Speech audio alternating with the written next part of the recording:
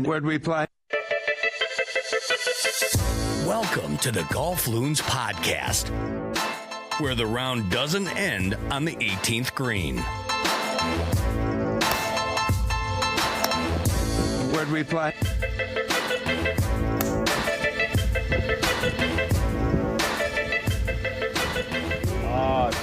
Pick it up. Hello again, gang. Welcome to the Golf Loons podcast, brought to you by Yellowbird Coffee. I'm Glenn, alongside Twig once again. Twig, good to see you. Long time no see. Yeah, long time. We've been seeing a lot of each other lately. Yeah. Glenn, what's up, buddy? We are in the thick of golf season, so we are getting some rounds in, which is good. Middle of summer, no better time in Minnesota or Wisconsin. We have been finding some courses lately. Today was Dacotah Ridge, one of your favorites. We finally got outside the metro. But before we go into Dacotah Ridge, let's talk about Yellowbird. Yellowbird Coffee owner John Peterson, JP, has 2 locations. Coffee Community Conversation. They're going to treat you really well. They have a location in St. Paul on Selby Avenue, right by Pizza Luce, and then they have another one in Northeast. And you can get great cold brew in the summer. They've got great coffees, they've got pastries, breakfast burritos, you name it. But it's more than anything, it's just a really welcoming place, and they have great coffee. And if you want to know how dedicated JP is, today we played 2 courses. We'll get to the second course in the next episode. But JP played with us today at Dacotah Ridge, but he's so dedicated to his craft. His second craft, golf being his number 1 craft. Yeah. Sit soft. Oh no. Why not? Yeah. But Yellowbird being his second, he left after our round at Dacotah Ridge to get back to the store and make sure things were on the up and up for everybody. We had a nice summer day of 36 holes lined up. JP got up early, met us out at Dacotah. We had a really fun round. But then he had a little, not a huge deal, but a little mini fire to put out at one of the shops. Problem with one of the cold brew kegs. So he headed back to kind of make sure things were running smoothly there. So that's how dedicated he is to the shops. He passed up a day of 36. Yeah, and that just doesn't happen unless you love your job. That's right. And so he does. So thank you to Yellowbird. Get out there, get some coffee before or after your round, or bring it with you for during the round too. There's nothing wrong with that, especially if you need a boost out there. I could have used a boost at Dacotah Ridge today. Dacotah Ridge is a fantastic course. Did I mention it's our first time out of the metro area for Golf Loons? So, yeah. So we chose a course you played many times. I played a handful of times. It can really get windy there, which makes it really difficult. Today it was not windy, but I still found it very difficult. It's a tough course if you're not bringing your A game, but it is a beautiful course. One of your favorites, correct? It's for sure one of my favorites, and I've been looking forward to. I knew we were going to go out to Dacotah Ridge sometime this year, so I was looking forward to the day out there, and it was, as usual, it's always in fantastic shape. I mean, it's a public course. It's a casino course. You have like private club, country club conditions every time you go. And I think they walk the line of the greens are fast, but they're not too fast. They're really nice speed, and they're smooth. The fairways are great and crisp and firm. And the price is right. We'll talk about that later. Yep. It's $80 for your first round. And if you replay, we've gone out there a lot of days for 36. It's almost a 2-hour drive for most people from the metro. We'll do a day of 36. The second round is like 40. So you get an unbelievable course for just a little over $100 for 2 rounds. It's kind of a little bit of a secret, I think. And it's rarely crowded when Yeah. you're there. I mean, I've never played there on a weekend, but weekday you can get out and there's very few people out there, so you're rolling through the course quickly. Yeah. Especially if you get one of the earlier tee times, you can bank on even with 4. You'll play in less than 4 hours. and they're terrific about if you want to play 2 or 3 rounds. They're about trying to squeeze you in ahead of a big group if they have one later in the day to get you around. But again, I've never really been out there where it's been, a 5.5 hour death march. It's always it's always moderately crowded, so it's worth the drive. All right. So yeah, we made the drive to lovely Morton, Minnesota. Along the way, I learned that Dana Keeker, who has a street named after him in Franklin, Minnesota, is that the right? Is it Franklin? Gosh, I don't know if it was So one of the. I think you're right. I think it was. So you pass through Franklin and you pass through Dana Keeker Way. Yeah. And we had to look up who Dana Keeker was because that name sounded familiar. Multi-sport superstar from Little Franklin, played for the Boston Red Sox and became a local hero there. So learned something on our drive there too. So pretty amazing. Yeah, from the good old days where you played all the sports and you're a multi-sport, and Dana made it to the big time. Yeah, I love it. Yeah, so Dana Keeker, look him up. All right, let's get into the round at Dacotah Ridge. We need to tell everyone how to play this, so we will go to our opening segment of Twig's Gimmies.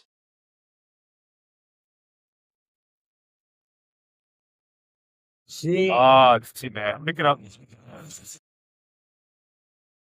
All right, Twig.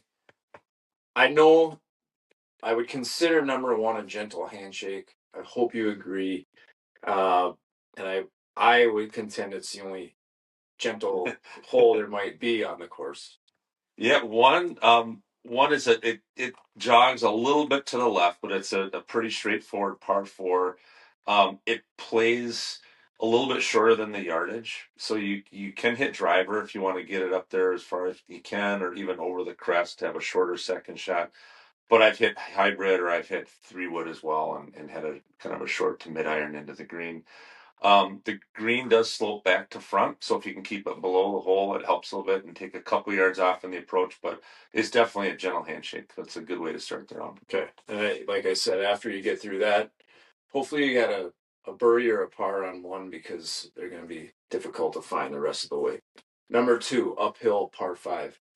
2 par 4, uphill par 4. Par 4. Yeah, it's a really good hole. So one kind of brings you into the round easily, and then 2, you need to hit a really good tee ball. It's an uphill par 4. Oftentimes it's playing into the wind. We had the luxury this time of playing with very little wind, but most days the prevailing wind, like 2 and 3, are uphill into it. There are bunkers on the right that I have not seen. I don't know if I've seen a par made from the bunkers on the right, maybe at 1 or 2. So if you have to air on one side of the fairway, air to the left, there's room to the left and kind of some mounds and rough. You can still get up to the green. And then you have an uphill approach, add at least a club up there, and the green slopes back to front, and it's a tough approach. If you miss a little bit short is okay, or a little bit to left's okay. Again, there's a green side bunker too that's pretty deep. That's hard to get up and down on it as well. So a par on number 2 is great. In my mind, it's one of those holes. I think it's a par 4.5. If I make a 5, I'm okay. I just try not to make a double. Yeah, there's a lot of holes like that I would contend on Dacotah Ridge. We'll get to that later. Now a par 5, still going uphill, same direction. Yep, 3 is a par 5 again into the wind. It's long, and so you need to hit driver. You need to bust a good driver. It's hard to hit in 2, even for a good player. You can, but you have to hit 2 exceptional shots. It's a fairway you have to hit because right is rough. Left, it falls off into a pretty deep fairway bunker. Again, hard to make par out of that. So if you have to air to one side or the other, the right rough is better than the left bunker off the drive. And then your layup shot, you're usually going to have. So to me, a lot of par 5s are second shot holes. This is like a tee shot hole. I think if you get your tee ball into play, it sets up nice to hit a hybrid or a 3-wood up there, and then you're going to have a wedge of some sort into the green. And it's a fairly level green. It slopes a little back to front, but it's big, so you can have the front pin compared to the back pin's like a 50-yard difference or 40-yard difference, so it can play quite a bit different. But a par 5 or a 4, yeah, you're thinking 4 a lot of times on par 5s. A par is a good score on number 3. Okay. So now we go to our first par 3 of the course, number 4, and I don't think there's an easy par 3 on this course, and this is up there among the toughest. It's a good shot from the tee, because if you go left, you're usually pretty boned. You're in the probably the Right at pond. it. If you go right, you're in a tough bunker there. So if you miss, short is okay. There's a flat area that sometimes you can bounce balls into the green on. Um, Most pin positions, if you're in the front, you can get up and down. So but again, if the pin's in back, middle of the green's okay. I mean, a middle of the green shot is great on this hole. I take it usually off about 10 yards off my tee shot. And again, if I miss, I try to make sure it's short versus to the left or right. Yeah. Those are hard up and downs. Good hole. Yeah. I mean, like you said, left is dead, right, you're in that bunker, and then all you're thinking about is don't go over the green. Then you're in the water in 2. So it's a tricky hole. It is. Let's go to number 5, par 4, with a lot of water on the right side.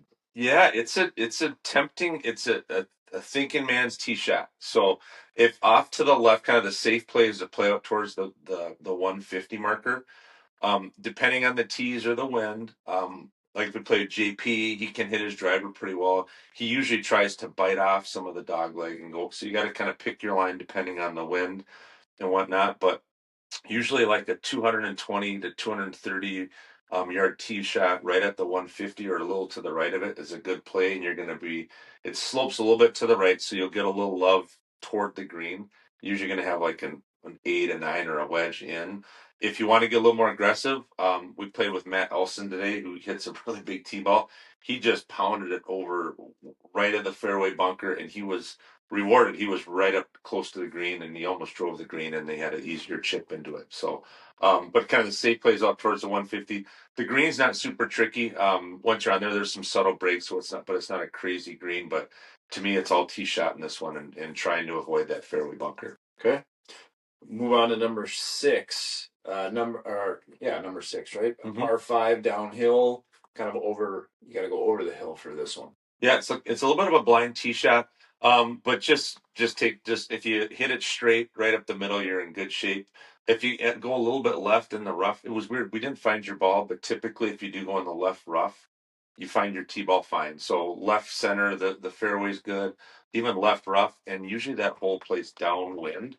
So it's a hole that even if you're not a very big hitter, oftentimes you can get on it in 2. You can run one up there. And then your second shot, you just have to kind of navigate. There's a fairway bunker on the left and a green side one on the right. If you lay up a little bit short, 50 or 60 yard shot, it's a pretty straightforward pitch onto the green. I tend to see a lot of birdies. Yeah. On number 6. Okay.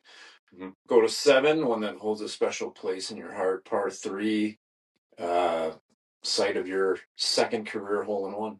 I did have a hole in one there. So it's a cool memory. I was with Elsen and with Charlie, our son. So it's cool to get a hole in one with them. I didn't see it go in. Elsen was starting to run around. He was all excited, and I said I didn't see it go in, and he was adamant, and he was right. So pretty lucky that day. JP was supposed to be with us. Again, we said he snake bit with Elsen. He had to go back to the shop again that day, and should have been there, and he missed it. But it's a pretty straightforward par 3. It's usually, we had wedge when we played it, but I've had up as much to maybe an 8 iron if there's a lot of wind. But it's usually a shorter club. The pins that are towards the back are tricky. If it's in the middle or kind of front right, you can think birdie. But if it's in the left, hugging the left marsh, there's kind of a waste area, kind of the left, and a little bit of a creek. If it's hugging that area or in the back left, 3 is a great score. Yeah. Okay. Then let's go to 8, par 4. Par 4, dog leg left. It's similar to number 5 in that it's longer and harder, I think. But if you can get it up to the 150, that's a good play. And if you try to bite off, the more curious, kind of a cape hole, the more you want to bite off, you can on your drive. But be careful, because if you go left and you don't clear, kind of there's a gully or a ditch, it's impossible to number one, find your ball, but also to think about making par. So I think that the safer play is typically out to the 150 or even a little right, and you'll have a mid to long iron in. But if you're confident in your driver, if it's playing downwind that day, or you know your distances, you can definitely go left of the 150 stake, and you can make that second shot shorter. Approach shot into the green, don't go left like I did today. So I pulled I had like a little baby hybrid in there, and the only thing I was saying was don't go left, don't go left, don't go left. And I went left, and I made I was a miraculous bogey, but usually that's double bogey. You're not going to find your ball. Right. So Okay. good hole. Yeah, it is. I do like number 8. I don't like number 9. I get so frustrated with holes where you're in the fairway and you're blocked out. So I feel like you should be rewarded, and the intent to hit the fairway was not rewarded on number 9. Tell us about number 9. It appears to be it's a downhill par 4. You end up by the clubhouse. It plays downhill, which is nice, but the drive is actually tight. You really have to hit it in the right half of the fairway, maybe 2/3. But if you're in the left half of the left of the 150 stick, it kind of gently will pull you left. Yeah.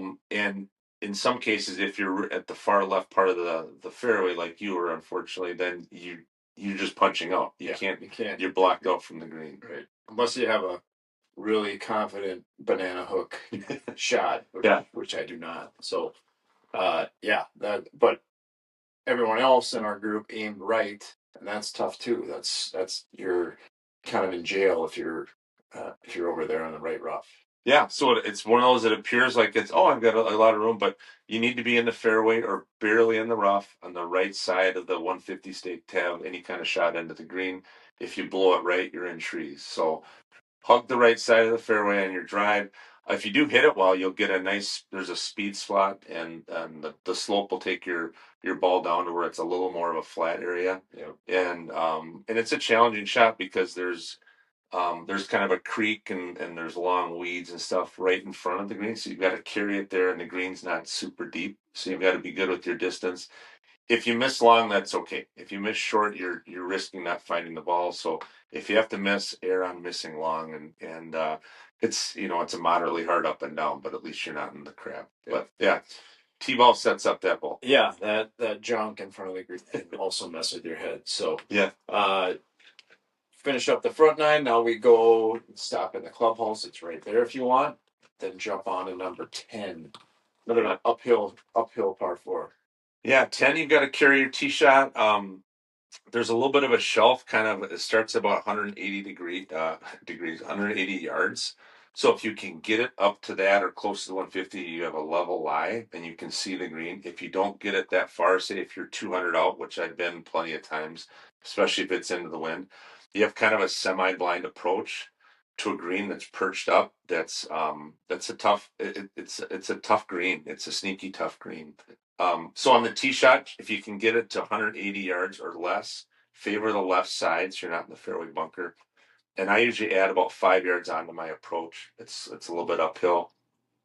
And there's some sneaky hard putts. It doesn't look like it's that slope, but there's some sneaky fast putts back to front on the pins, especially if it's toward the front of the green. Right. So 4 is a really good score on number 10. Yeah. I've had many a time where I've hit the green in regulation and 3-putted.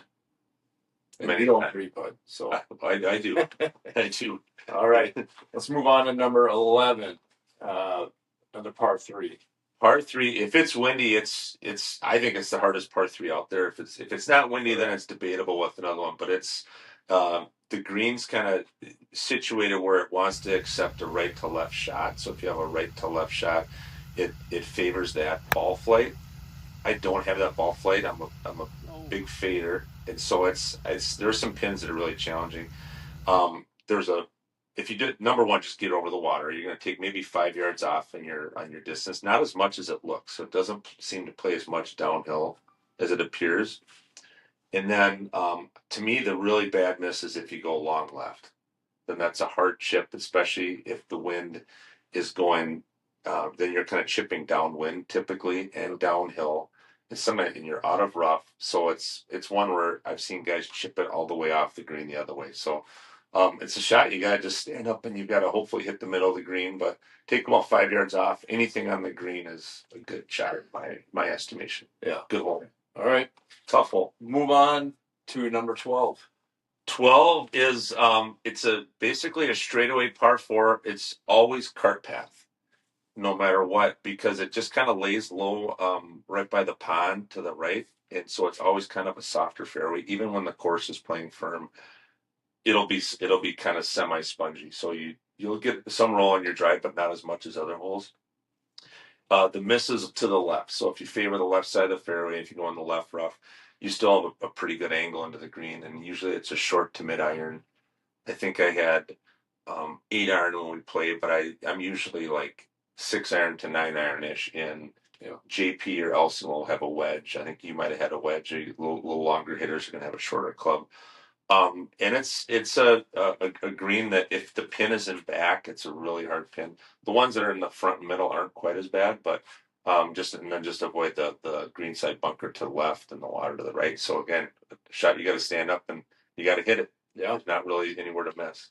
And you have to do that the next couple of holes. 13, par 5. Par 5, yeah. This oftentimes this will play a little bit downwind, and if you can catch your drive, there's some good contours that'll speed slot your ball ahead, and it's one where even mid-length hitters can get on into. So it's a fairly easy drive. It's a little thinking on the second shot. If you feel like you can go for the green, you can run it up there in between the lake on the left and the bunker on the right, or you can lay up to a really nice flat area, and it's pretty straightforward wedge too. But the green's not too tricky too. So again, if you get that T-ball into play, then you're just deciding, am I laying up or going for it? But it's one where I tend to see a lot of birdies. 6 and 13 seem to yield a lot of birdies, and then the other par 5s are you're lucky, you're happy you got a 5. Right.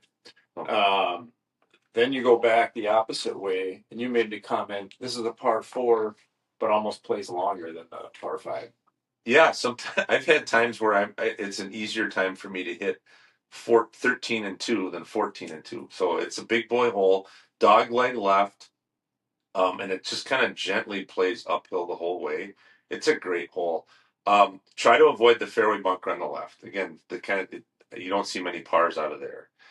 If you can keep it out in the fairway to the right, most of the time I've had lumber in. I'll have 3-wood or a hybrid, maybe a 4-iron if I really nutted it, or if it was downwind.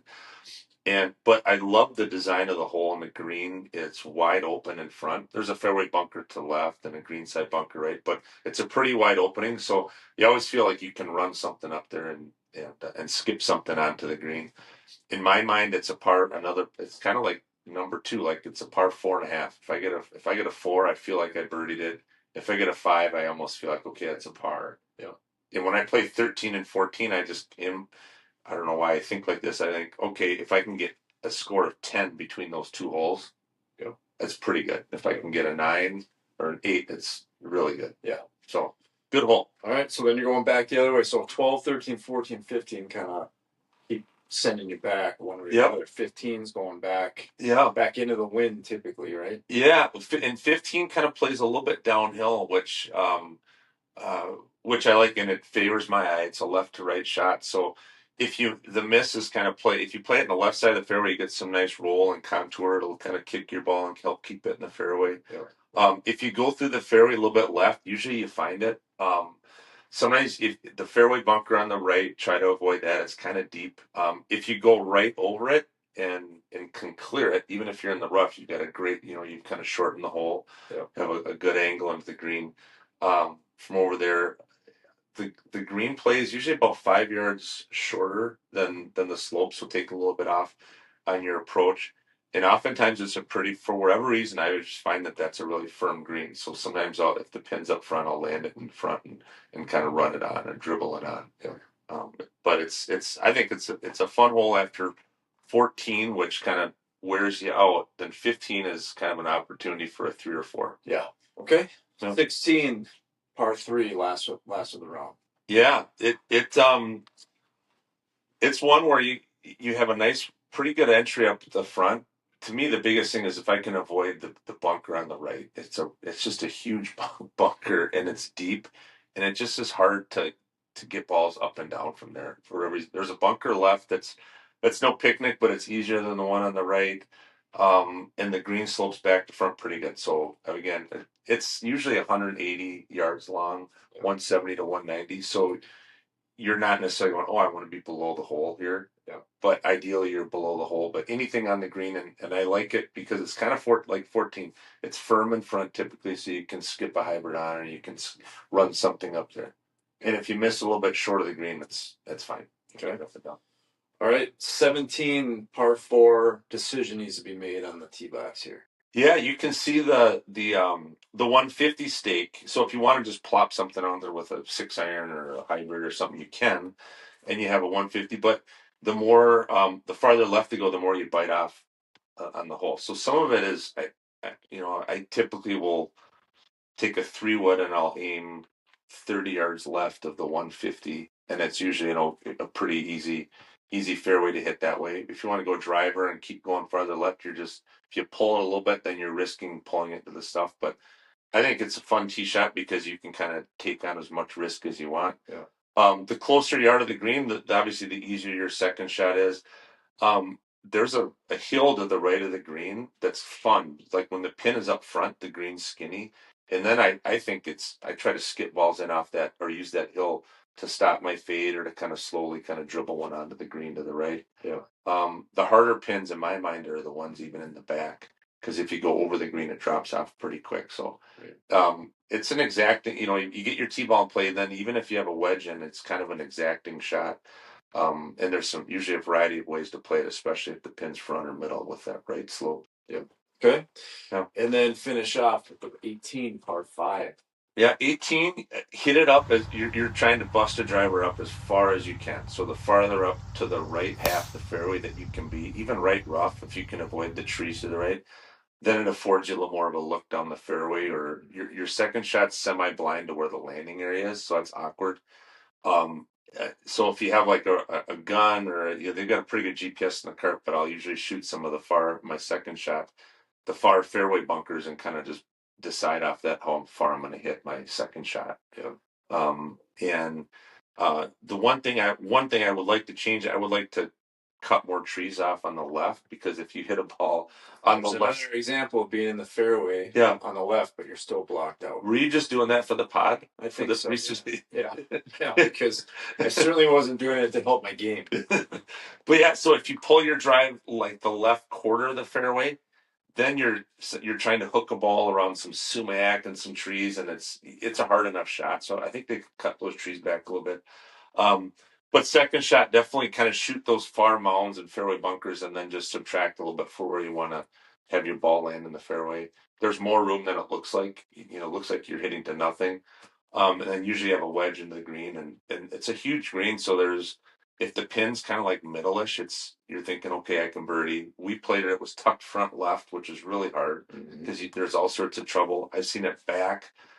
Anywhere really far back in the green, especially back left, it brings trouble into play too. So to me, it's kind of a first and second shot par 5, because you got to hit a pretty good drive to get it far enough up so you can see, or to make that second shot easier. So it's kind of an awkward hole, I think, because so much of Dacotah you can see what's in front of you, and this is one where there's some blindness in that second shot that makes it tough. But okay. Well, that's it for Twig. Anyways, I could have used that bit of insight before this round. This one beat me up pretty good. Dacotah Ridge was tough today, even though there was no wind. I played it in the wind, which was even tougher. But I thought, today sunny and dry and nothing really to speak of here. Is just us on the course, and the course beat me up. So, well, I think I've seen you shoot really good rounds there too. So it was one of those days. But I think it's a course where, like, if I've been on my game, I've been able to shoot in the 70s, like, just fine. But then there's also days when it's like I'm not that off, but just a little bit, and it's like bogey, bogey, bogey, like where I feel like I can't buy a par. Yeah. So it's not like you're just kind of, well, how is this happening? Well, because there's some shots you've got to get it in the fairway, in the right part of the fairway, and you've got to hit certain parts of green. So it's you I have to be able to put the ball where you want it. on most holes. There's a shot you got to hit it in a certain spot. And I was not doing that today. But great insights. You helped everyone who's going to play Dacotah Ridge. Let's now get into the finer details of Dacotah Ridge in a segment we call The Range. Ready to hit the range? Let's do it. That was good. But again, you got to clear those hips. Yeah, got it. Thanks. All right, Twig. So a lot to talk about in the range. But it's I had a hard time as we are going through our categories here of the holes we like to talk about, picking certain holes for certain things. Some were easy, but most were a challenge. And that's because I think all of the holes are great. There's a lot of great holes. There's a lot of challenging holes. I wouldn't say there's too many really easy, easy holes. So, but I'm curious to hear what you say for things like your favorite hole. What was your favorite hole at Dacotah Ridge, or what is your favorite hole? I agree with it. It was. I had a hard time picking these holes. So I'm going with number 13, the par 5. I enjoy playing it, and I enjoy watching other guys when I'm in my group play it too. Because usually somebody hits a good enough drive where they're thinking of getting on into. So I've seen eagles, and I've also seen guys. They're hitting on trying to get on a 2 and they yank it left in the water. Next thing you know, they made a double. Yeah. So I think it's a hole that you can play it a few different ways, and it's fun, and I've seen all sorts of scores. And I just like the look of it and the feel of it. So I'm going with 13. Okay, I will go with number 5. I like Okay. that hole. There are some decisions you can make, but I feel like as long as you and I typically am a right to left draw on my drivers, so that hole suits me a little bit. That usually takes the water out of play, and so as long as you clear that bunker that borders the water, you should be okay, and it's a pretty fun hole. If you get a nice drive out there, you're feeling good on that hole because it's fairly simple coming in. I like that hole. It's a pretty hole to look at. It's fun to watch drives go off that tee box over the water. If like Elsen practically hit his on the green, but just it's I really enjoy that hole, and it's not a bad hole if you want to just play it really safe and aim for the 150 stake. So Correct. I like that one. We'll go to the signature hole, and this is where it's tough. Again, really good holes here. I don't know if there's one where everyone says, "Oh, that's the Dacotah Ridge signature hole." I struggled with this, but I'm gonna go with 17 as the signature hole. I'm not even sure why. I kind of like. There's a little wooden fence that runs along the trouble on the left. It's kind of the one structure out there that I can remember. It is that hole where if you want to try and bomb it straight over the trees, you're good. If you get all of it, or you can kind of play it different ways. But I don't know. I struggled with this one. I'm curious to hear your take on the signature hole. I'm saying number 5, the dog leg right over water. But to your point, I feel like it's been a little bit of a theme. We've played some really nice courses, but there isn't one hole that's like, because some courses you go to and this is the hole, or I can't wait. You're waiting to play the whatever hole. Number 15 is coming up. Yeah.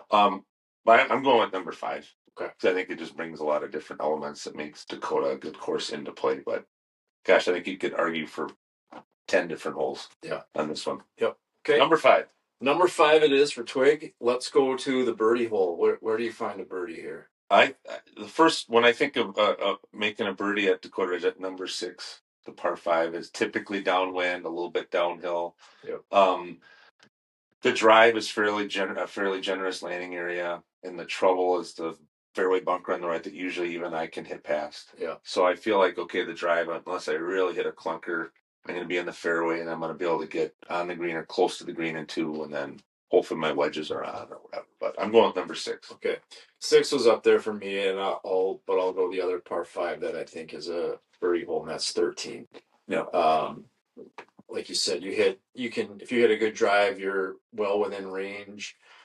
even if you don't hit a great drive, you can get up there, up near the green in two, and have a fairly simple shot. And I mean, I hit a terrible drive way off to the right, but was on the fairway of 13 and was able to play it up the hole and do okay. Yeah, you played down the 14th fairway. It was genius. Sorry, it was genius. I mean, not a lot of guys see that alley. Yeah, that hole. The hole was my canvas, and my paintbrush was my club. So, but a lot of people are going to hit a ball right, because a lot of people are going to spray balls right, and then you just played up the 14th, and you had like a. How far was your third shot in the green? 100 yards. Probably. Yeah. So I made two not very good shots, and I still had 100 yards. Yeah. So, and the nice thing, we haven't really talked about this yet, but one thing that Dacotah Ridge can help you is there are not many trees on the course, so you're usually in play. Even if you spray it somewhere, you're usually in play as long as you're not in a hazard. Or on a couple holes in the fairway, like 9 and 18, we locked out. But that's neither here nor there. No. All right. So let's move on to a hole you're happy with a bogey. And this one, the list is long for me. I would have been real happy with a bogey on 9, though. Mm-hmm. And usually downhill holes should be easier, but man, the tee shot's intimidating. I think it gets in your head right away, and then that approach shot's intimidating because you really have to hit it just right. If you thin it or top it or whatever, you're not going to run it up to the green with a bad shot. You have to hit a good shot and land it in a difficult landing spot on that. It's not a real huge surface. So I'm going with number 9. Yeah, I agree. That's a hard hole. But my toughest hole is 14. I think, and it's great they make the fairway pretty wide to hit. It's great that they make the mouth and the opening to the green wide so you can run up, but it's still hard. I mean, it's usually 440, 450 into the wind, and it just is just a bear. So, again, the days that you make a 4 there, you feel like you've gained 1 or 2 shots on the guys in your group. So I'm going with 14. Okay. There's a lot of holes you could add to that list, though. Yeah. I mean, 11, the par 3 11 is really tough. If you get a 4 there, I don't know that you're too upset. There. 2's hard. 2's uphill. Yeah. There's some holes you gotta play golf. Right. Okay. So let's get on to your favorite par 3. I like 16 out of the par 3. I really like the green. I think it's an interesting green, and I like that you can fly it there, or if it's windy, you can keep something down under the wind and run it up there too. So I'm going with 16. I thought you'd automatically say your hole in one hole, and I'm going to say that number 7 is my favorite par 3. Fairly simple shot. You're in trouble if you're short, but if you just make sure you have enough club, it's a pretty wide landing area. You should be able to land it somewhere on the green and hope for your 2-putt. So, but I like 7. It's a pretty hole. Going over some trouble in front, and I think 7's a good one. Nice choice for your second career hole in one. Yeah, thanks. Yeah. All right, for par 4, our favorite par 4s. I talked about number 5 already, but I'm going to go with number 8 as another great par 4. Okay. Number 8 is a little bit. I feel it's a little bit similar to number 17, where you, there's some risk reward, and you can. If you hit a really good drive and kind of cut the corner a little bit, you're in good shape. If you don't, you're in trouble. But that's a cool hole. I think, it's pretty to the left. Nice approach shot. Yep. I'll go with number 8. Okay. Interesting. Well, and it's a right to left favoring hole, so I would never pick 8. I don't think for my favorite, just because it just doesn't fit my eye, and I just struggle on that hole. It's a great hole. I agree. I think someday when I go to heaven, I'm thinking I'm going to get to play golf every day at some level, and all the holes are going to be left to right. all the par fours. Just ask for a gentle fate. So 8 probably won't be in my Rolodex and when I'm playing up in heaven with my mom. All right, my best par 4. You'll get there for all the gimmies that you give on the course. I saw hoping. That's why you're going to get it. Yeah. Okay. Best par 4, I think, is number 2. I think I love that you have to hit 2 really good shots to get on the green, and then to 2 putt is often no picnic either. So, and it's just kind of a straightforward uphill, usually into the wind. Like you got to hit some golf shots. I like number 2. Okay. All right. I will go next to favorite par 5. Yeah. Go for it. I think best par 5 is number 3. Yeah. Yeah. So I think it's a sneaky tight. The first few times I play, I was like, oh, you can hit it wherever. And it's all of a sudden, it's like, well, if I hit it a little left, it goes in the bunker. A little right, I might not find it. So I got to hit a really good, hard, far, straight drive. And then I have to hit a good second shot, and I still might be, if I'm into the wind, 150.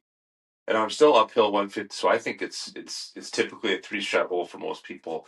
And you have to hit 3 good shots to make par. So I like number 3. We're in agreement on that one. 3, I think, is the best par 5. It's one of the more difficult par 5s on the course, but a really cool view from the tee box. It is uphill. I think, but even if you go in the bunker. Is that Dacotah Ridge called? Someone disagrees with your favorite hole, or your favorite par 5. Dacotah Ridge doesn't call me anytime soon. Yeah. I think they want me back after seeing me play it. But number 3, it's just an uphill par 5 is a fun. You're still early in the round, and it's not it's a difficult hole, but it's not an unfair hole. Yes, and good point. And it's and I like the finish too. Like there's a cool backdrop behind number 3 too. Yeah. I almost should have picked that as my favorite hole, but definitely the best par 5 I think out there. Okay. All right. So, but let's hit on some other topics. Because the golf killed me, but I love every time I go to Dacotah Ridge. It's a great experience. Driving in, your nice clubhouse. You'll get a friendly greeting when you get there. Decent price, nice carts, all that. But tell me your overall vibe. But whenever you go to Dacotah, and why is it one of your favorite places to go? It was. I feel like I've mentioned Jeff Sorum a couple times now on this podcast, but I had never played it, and he said He goes, one of my best friends, Casey, has played it and loves it. It's in his top 10. I was like, yeah. So we went out based on that, and I liked it even more than I think I thought I would. And I think I love it for a number of reasons. It's usually it's in phenomenal shape. The price is really good. It's exceptional in price. They're very friendly. It's laid back. The star is the course. It's kind of a regular clubhouse. It's nice, but not too big. They treat you really well there. And I just think every time I go there, it's just I'm like, why don't I come here more often? So I think since I played it that one year, made it a point to get out there at least once a year, if not more. And I don't mind driving an hour and 45 minutes from or 2 hours or to go play. And it's just a fair, great, solid course. Yeah.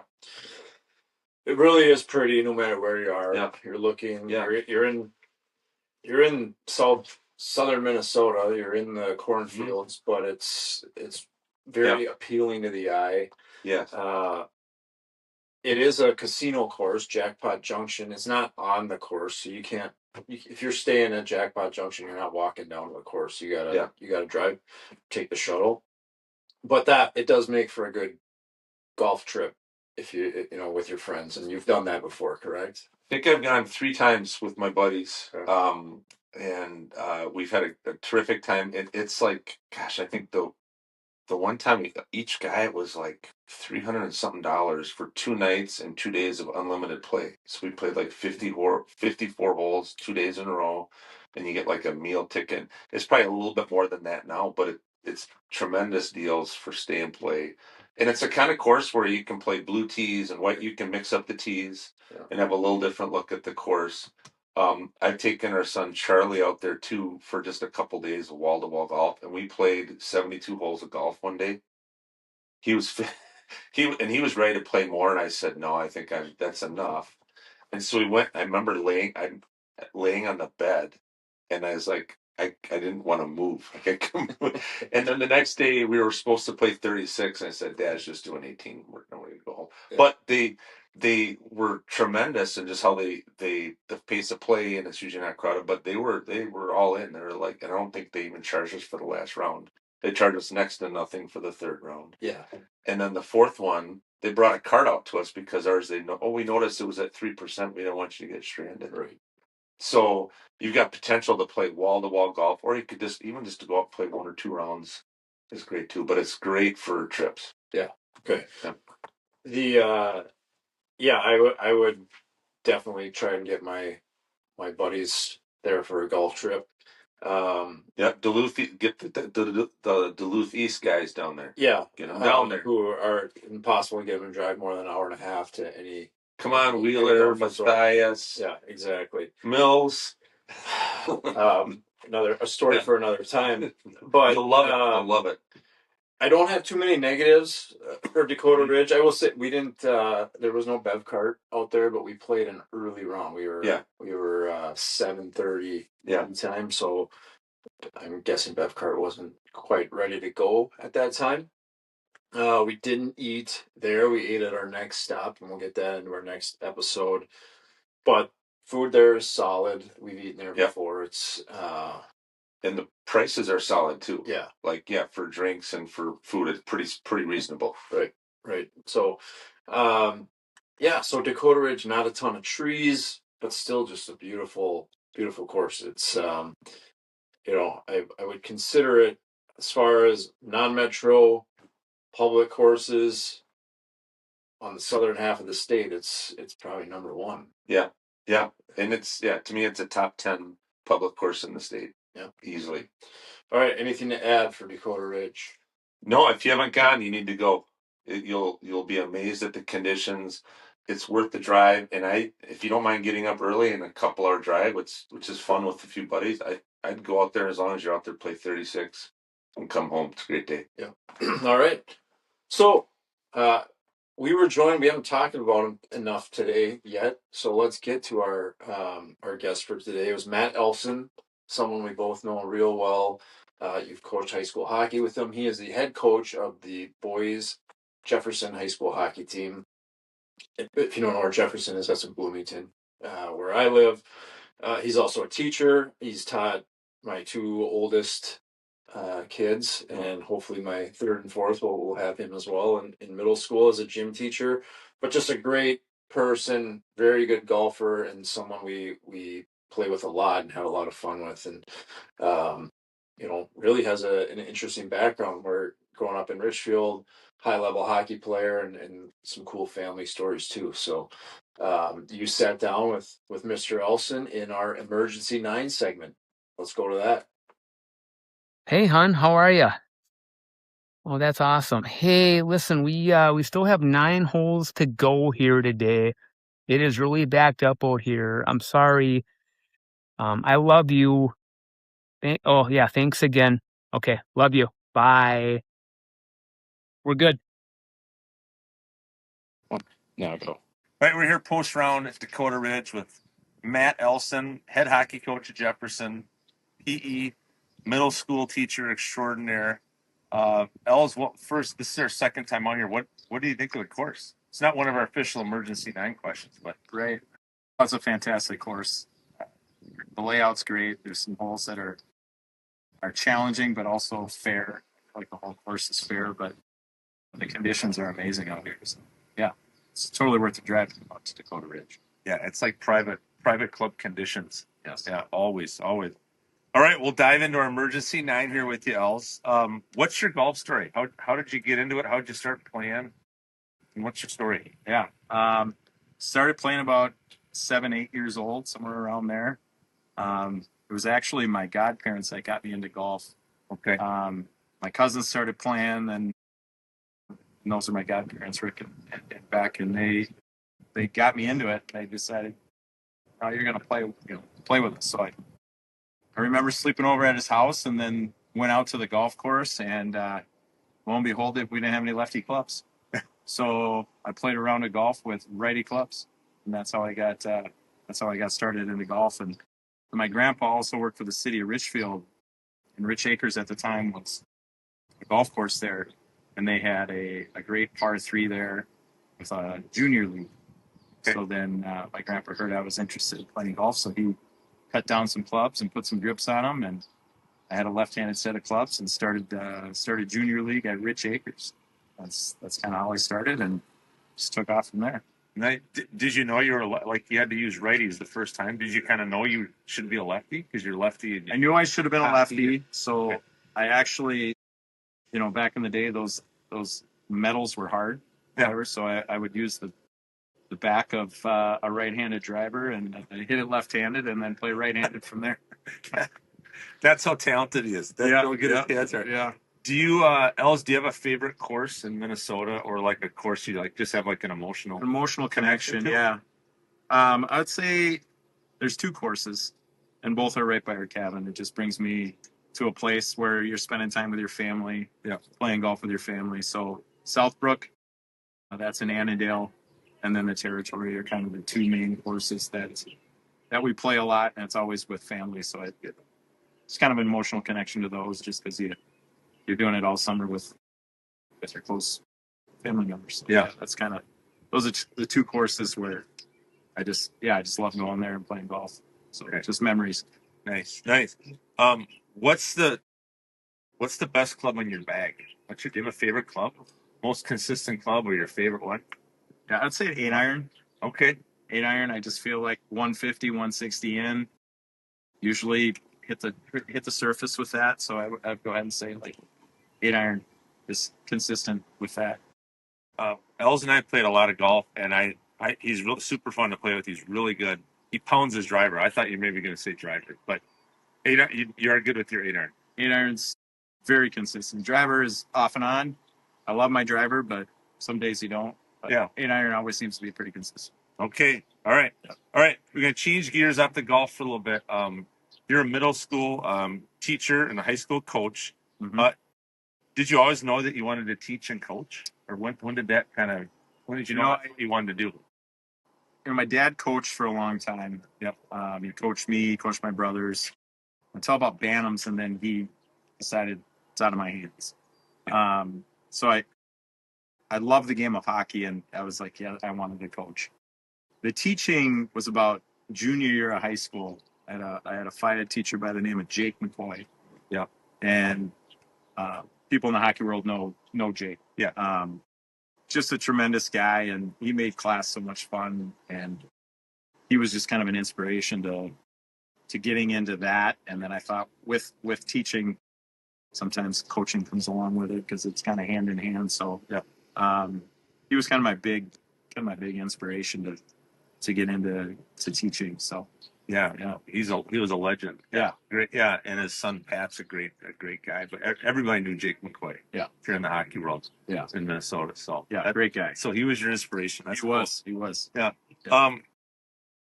Dream foursome. Back to golf. Oh man, I had to think about this one for a long time. Okay. I'm gonna go with Scotty Scheffler. Okay. Just watching him golf is just amazing. So I'd love to play with Scotty. Okay. The next one, just because he was an idol growing up, I'm gonna go Wayne Gretzky. So he's number 2. Yeah. And this one I thought a lot about. Who's the 4th?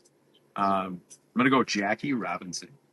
Okay. Yeah. Really? Yeah. Okay. I think that would be amazing. Just what he did for sport, and the breakthrough of the barriers of what was going on at the time, and him being the first African American to play professional baseball and kind of break open the boundaries there. I just would love to hear his story, and I think it'd be fun to listen to, all the stories that he has about what he went through and how he transformed the game. Yep. And then it transformed into a lot of sports. So, and I like how you hit on different sports. Each guy was from a different sport. Yeah. Okay. Yeah, there's a lot of people you could pick from. Yeah. There's a lot of people you could pick from, but yeah. I'd like to see you as Scheffler if you're having a good day with your driver, because you can pound it. Yeah, you'd be right up with him. I don't think just so. distance-wise. I don't think so. Yeah. Okay. Yeah. All right. So middle school. So I teach fourth grade, and I also coach high school hockey. And I love both those. I don't know how many millions of dollars someone had to pay me to teach middle school. At least that's what I feel like. Yeah. Like, what advice? Like, and you're great at it. Like, if and you're humble. If you go around Bloomington, or I talk to kids I'm working with in the clinic, say, "Who's your PE teacher?" Say, "Oh, Mr. Elsen." Like, you've got a great reputation. Thank you. Any advice you'd have for parents, coaches, working with kids that age? Yeah. You're tremendous at it. Yeah, I think you're just trying to build a connection at some point, right, with your kid, and I think it's a skill, but at the same time, finding value in each kid, I think, is really important. And once you build that trust and that relationship, like, kids will pretty much do anything for you. Yeah. But yeah, I think it's tough, but I think just connection, just trying to find something that you connect on. Teaching Phi Ed, it's easy to connect with kids that are athletic and are into sports, and you have a lot in common. And I think the harder part is connecting with those kids that are into other things. So I'm always asking questions like, "What'd you do this weekend? Where'd you go? What, kids that are gamers, what game are you into?" And try to find some sort of connection, because as soon as they know you're interested in what they're doing, like, I feel like the trust builds, and then kids are pretty much willing to do whatever you ask them to do. So, I think just connect. Yeah. Great answer. This is a little bit of a sidebar. Yeah. What's the biggest class you've ever had? What's the biggest class you've ever taught? Number of kids in the classroom. What's your record? 42. 42. 42 eighth graders. All by yourself. Yeah, all by yourself. Yeah, 42 eighth graders. That was a challenging year. 40. Yeah, 42 in a small gym. Stuff. But you just find ways to make it work. And kids, they don't know any different, right? Yeah. Like, this class is huge. Yeah. But they don't know. Yeah. They don't know that your previous class was 26. Yeah. They're like, how did that not balance out? Yeah. So, 42. Okay, that's nice. Connect and know that you care. I love it. Yeah. All right. If you're from Richfield, you probably heard of Elsen Automotive. Yeah. Right? Is one of Richfield's oldest businesses, if not the oldest? I don't know. It was. It was. Yeah, it's currently not in business anymore. Okay, but so that was like your family's business, and in the summer that was your summer gig. Yep. How handy are you with cars and vehicles? Yeah, I'd say Scale of 1 to 10. probably like a 7. Okay. I can do majority of basic maintenance on there. Yep. Figure out what's going on if you got noises or whatever. I worked there from about the age of 15 till I was probably 30 years old when I stopped working there. So I had a good 15 years of summers working there, and the great thing was, like, it was owned by my dad, but, like, I learned a lot through him. I learned a lot through my brother, who was also working there. Yeah. But also a lot of it, like, the way they worked was figure it out. Yeah. And I don't know, but after time, more time of just figuring it out, you learn how to just figure stuff out on your own. And that translates into, like, doing home projects and stuff like that, where I'm like, well, I'm not going to pay somebody thousands of dollars to do something I think I can do. So try to figure it out. Yeah. So your house is beautiful, and, like, would you just, I'm just going to build a pantry. Yeah. Yeah. Boom. It's done. And it looks like 10-star. So, what do you charge for car repair for someone that paid for your round at Dacotah Ridge? I don't know what the going rate is anymore, but I think they get probably 100 some an hour. Yeah. At least. Yeah. But it taught me a lot. I appreciate the chance and the opportunity to work there. It taught me a lot of just learning how to do things for yourself. Yeah. When I say hard work too, we coached together, and it's some of my favorite years coaching, and you work your butt off. And so I think hard work, right, came from there as well. All right, last question, emergency 9. do you have a mantra or credo or saying that you live by? Maybe or a key or two to your success? Yeah. Well, I think you just kind of nailed it on the head there. Is work for what you want, right? So you set some goals, and I think it's really important to just stay on that path and keep working for whatever it is that you want out of it. Could be sport or a relationship or uh, career. I think it's just put the work in and things will work out. So yeah, just every day work for what we want. So that's kind of how I live my life. Awesome. I agree. Well, thanks for joining us. So we've got a nice day. So we had Dacotah this morning. We're going to hop in the car. We're going to play Oakdale this afternoon. So nice day of 36. Yeah. So life's good. Yeah. Life is good. Glenn, anything I missed or you wanted to chime in with? No, he answered incorrectly on the charging for auto repair, but otherwise, great job. Yeah. All right. All right. Thanks for having me. Yeah. Thanks for being here. Thanks again to Matt Elsen for joining us for the golf, which wasn't too hard to talk him into that. But for the emergency 9, he's a guy that doesn't talk about himself. So, he's not ever looking for the spotlight. He's one of the better humans that I know, and I feel like I'm so lucky to have crossed paths with him and had the opportunity to coach with him. I hope I can coach with him again someday before it's all said and done. He's an unbelievable coach, and husband and dad and teacher, and he's a really good golfer. And he's fun to play with. If he makes a triple bogey or he makes an eagle, doesn't matter. But he's really good, and he's pounds the ball. He's a lefty. Just so much power. When his driver's gone, it's like, oh, look out. So he pounds it. But he's got a really good all around game. So he's but more than anything, he's easy to play with. And so it was fun to have him out to Dacotah. And then we played Oakdale later in the day, which was fun as well. But yeah, great guest. He is he's the kind of guy you want when if your kids are in his school, you want to make sure that he's their teacher. My kids love him. Yeah. I'm not just saying that. It's too late anyway. They're already done with him, so I can't beg for a higher grade in his gym class. So Yeah. I better do okay there. Yeah. But they love Mr. Elsen. He is a great guy, and great choice to have go down with us for 36 today. Yeah, and if you have a kid that plays hockey, he's the kind of guy you would want to have coach your son, right? Because he wants to win, and he's intense, but he does it the right way, and he makes sure he's teaching life lessons along the way. Yeah. And Jefferson had a really good season this year. Yeah, he's built the program back up, which has been fun. There was a true energy in I mean, Bloomington Ice Guard just underwent a big renovation, so it's really nice in there. So I think that helped with the excitement, but he has brought that team up to where there was a genuine buzz about the boys' high school team this past year, which has been a long time coming at Jefferson. Certainly better than 5-6 years ago. That's right. That's right. Twig was the coach at Jefferson prior to Elsen, so that's right. But they racked up a lot of wins this year, and even a couple of their losses were nip and tuck. Like I was at the Holy Family game; they should have beat them. Yeah. They all played them. They lost in overtime. So they had a great year anyway, and they could have almost run the table really with their schedule. But it was fun to see them just keep getting better and better each year, and having the great season they had this year. But again, a guy that does it the right way, and he's super fun. He's got a pool in his yard. I still haven't been invited to his pool yet, but he's got an awesome.